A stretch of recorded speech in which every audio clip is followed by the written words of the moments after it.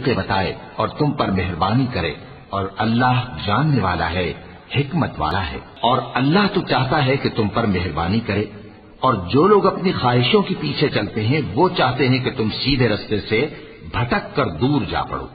اللہ چاہتا ہے کہ تم پر سے بوجھ ہلکا کرے، اور انسان طبعاً کمزور پیدا ہوا ہے۔ مومنو، ایک دوسرے کا مال ناحق نہ کھاؤ۔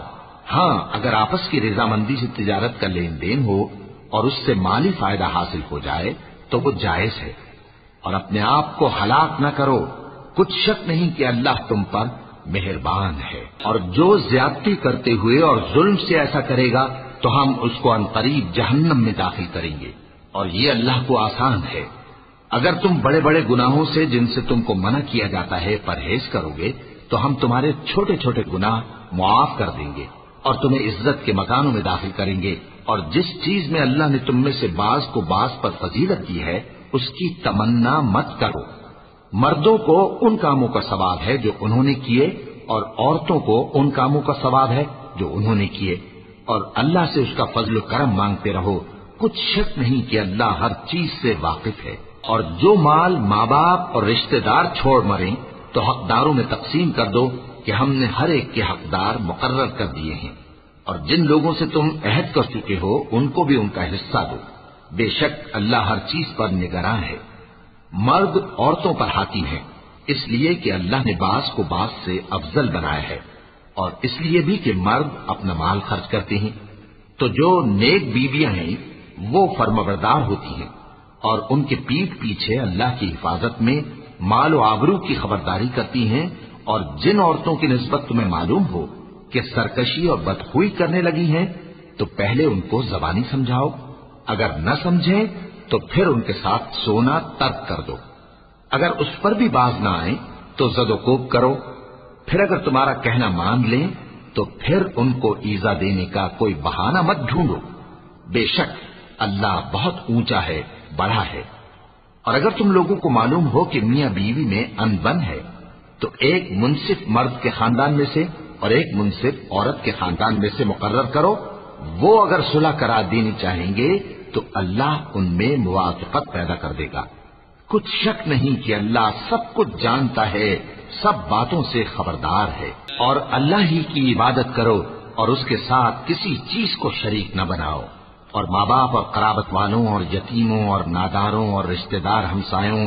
اور اجنبی ہمسایوں اور پاس بیٹھنے والوں اور مسافروں اور جو لوگ تمہارے قبضے میں ہوں سب کے ساتھ حسن سلوک کرو، بے شک اللہ تکبر کرنے والے، بڑائی مارنے والے کو دوست نہیں رکھتا۔ جو خود بھی بخل کریں اور لوگوں کو بھی بخل سکھائیں، اور جو مال اللہ نے ان کو اپنے فضل سے عطا فرمایا ہے اسے چھپا چھپا کے رکھیں، اور ہم نے کافروں کے لیے ذلت کا عذاب تیار کر رکھا ہے۔ اور جو خرچ بھی کریں تو اللہ کے لیے نہیں بلکہ لوگوں کے دکھانے کو، اور ایمان نہ اللہ پر لائیں نہ روز آخر پر۔ اور جس کا ساتھی شیطان ہوا تو کچھ شک نہیں کہ وہ برا ساتھی ہے۔ اور اگر یہ لوگ اللہ پر اور روز قیامت پر ایمان لاتے اور جو کچھ اللہ نے ان کو دیا تھا اس میں سے خرچ کرتے تو ان پر کیا مصیبت آ پڑتی، اور اللہ ان کو خوب جانتا ہے۔ اللہ کسی کی ذرہ بھر بھی حق تلفی نہیں کرتا، اور اگر کسی نے نیکی کی ہوگی تو اس کو کئی گنا کر دے گا اور اپنے ہاں سے اجر عظیم۔ بھلا اس دن کیا حال ہوگا جب ہم ہر امت میں سے احوال بتانے والے کو بلائیں گے اور تم کو اے نبی صلی اللہ علیہ وآلہ وسلم ان لوگوں کا حال بتانے کو بطور گواہ طلب کریں گے۔ اس روز کافر اور پیغمبر کے نافرمان آرزو کریں گے کہ کاش ان کو دھسا کر زمین برابر کر دی جاتی، اور وہ اللہ سے کوئی بات چھپا نہیں سکیں گے۔ مومنو، جب تم نشے کی حالت میں ہو تو جب تک ان الفاظ کو جو منہ سے کہو سمجھنے نہ لگو نماز کے پاس نہ جاؤ، اور جنابت کی حالت میں بھی نماز کے پاس نہ جاؤ یہاں تک کہ غسل کر لو۔ ہاں، اگر بحالت سفر رستے چلے جا رہے ہو اور پانی نہ ملنے کے سبب غسل نہ کر سکو تو تیمم کر کے نماز پڑھ لو، اور اگر تم بیمار ہو یا سفر میں ہو یا کوئی تم میں سے بیت الخلا سے ہو کر آیا ہو یا تم نے عورتوں سے مقاربت کی ہو اور تمہیں پانی نہ ملے تو پاک مٹی لو اور منہ اور ہاتھوں کا مسح کر کے تیمم کر لو، بے شک اللہ معاف کرنے والا ہے، بخشنے والا ہے۔ بھلا تم نے ان لوگوں کو نہیں دیکھا جن کو کتاب سے حصہ دیا گیا تھا کہ وہ گمراہی کو خریدتے ہیں اور چاہتے ہیں کہ تم بھی رستے سے بھٹک جاؤ، اور اللہ تمہارے دشمنوں سے خوب واقف ہے، اور اللہ ہی کافی کارساز ہے، اور اللہ ہی کافی مددگار ہے۔ اور یہ جو یہودی ہیں، ان میں کچھ لوگ ایسے بھی ہیں کہ کتاب اللہ کے کلمات کو ان کے مقامات سے ہٹا دیتی ہیں اور کہتے ہیں کہ ہم نے سن لیا اور نہیں مانا، اور کہتے ہیں سنو نہ سنوائے جاؤ، اور زبان کو مروڑ کر اور دین میں تان کی راہ سے تم سے گفتگو کے وقت راعینا کہتے ہیں۔ اور اگر یوں کہتے کہ ہم نے سن لیا اور مان لیا اور صرف اسمع اور راعینا کی جگہ انظر نہ کہتے تو ان کے حق میں بہتر ہوتا اور بات بھی بہت درست ہوتی، لیکن اللہ نے ان کے کفر کے سبب ان پر لعنت کر رکھی ہے، تو یہ کچھ تھوڑے ہی ایمان لاتی ہیں۔ اے کتاب والو، قبل اس کے کہ ہم کچھ چہروں کو مٹا دیں اور پھر ان کی پیٹھ کی طرف پھیر دیں یا ان پر اس طرح لعنت کریں جس طرح ہفتے والوں پر لعنت کی تھی، ہماری نازل فرمائی ہوئی کتاب پر جو تمہاری کتاب کی بھی تصدیق کرتی ہے ایمان لے آؤ، اور اللہ نے جو حکم فرمایا سو سمجھ لو کہ ہو چکا۔ اللہ اس گناہ کو نہیں بخشے گا کہ کسی کو اس کا شریک بنایا جائے، اور اس کے سوا اور گناہ جس کو چاہے معاف کر دے،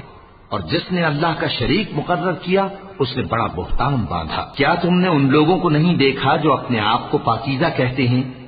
نہیں، بلکہ اللہ ہی جس کو چاہتا ہے پاکیزہ کرتا ہے، اور ان پر دھاگے برابر بھی ظلم نہیں ہوگا۔ دیکھو یہ اللہ پر کیسا جھوٹ طوفان باندھتے ہیں، اور یہی کھلا گناہ کافی ہے۔ بھلا تم نے ان لوگوں کو نہیں دیکھا جن کو کتاب سے حصہ دیا گیا ہے کہ بتوں اور شیطان کو مانتے ہیں، اور کفار کے بارے میں کہتے ہیں کہ یہ لوگ مومنوں کی نسبت سیدھے رستے پر ہیں۔ یہی لوگ ہیں جن پر اللہ نے لعنت کی ہے، اور جس پر اللہ لعنت کرے تو تم اس کا کسی کو مددگار نہ پاؤ گے۔ کیا ان کے پاس بادشاہی کا کچھ حصہ ہے؟ اس صورت میں تو یہ لوگوں کو تل برابر بھی نہ دیں گے، یا جو اللہ نے لوگوں کو اپنے فضل سے دے رکھا ہے اس کا حسد کرتے ہیں۔ تو ہم نے خاندان ابراہیم کو کتاب اور دانائی عطا فرمائی تھی اور سلطنت عظیم بھی بخشی تھی، پھر لوگوں میں سے کسی نے تو اس کتاب کو مانا اور کوئی اس سے رکا رہا، تو ان نہ ماننے والوں کے لیے دوزخ کی جلتی ہوئی آگ کافی ہے۔ جن لوگوں نے ہماری آیتوں سے کفر کیا ان کو ہم عنقریب آگ میں داخل کریں گے، جب کبھی ان کی کھالیں گل جائیں گی تو ہم ان کو اور کھالیں بدل کر دیں گے تاکہ ہمیشہ عذاب کا مزہ چکھتے رہیں۔ بے شک اللہ غالب ہے، حکمت والا ہے۔ اور جو لوگ ایمان لائے اور عمل نیک کرتے رہے ان کو ہم بہشتوں میں داخل کریں گے جن کے نیچے نہریں بہ رہی ہیں، وہ ان میں ہمیشہ ہمیشہ رہیں گے، وہاں ان کے لیے پاک بیویاں ہیں اور ان کو ہم گھنے سائے میں داخل کریں گے۔ مسلمانوں، اللہ تم کو حکم دیتا ہے کہ امانت والوں کی امانتیں ان کے حوالے کر دیا کرو، اور جب لوگوں میں فیصلہ کرنے لگو تو انصاف سے فیصلہ کیا کرو۔ اللہ تمہیں بہت خوب نصیحت کرتا ہے، بے شک اللہ سنتا ہے، دیکھتا ہے۔ مومنوں، اللہ اور اس کے رسول کی فرما برداری کرو، اور جو تم میں سے صاحب حکومت ہیں ان کی بھی۔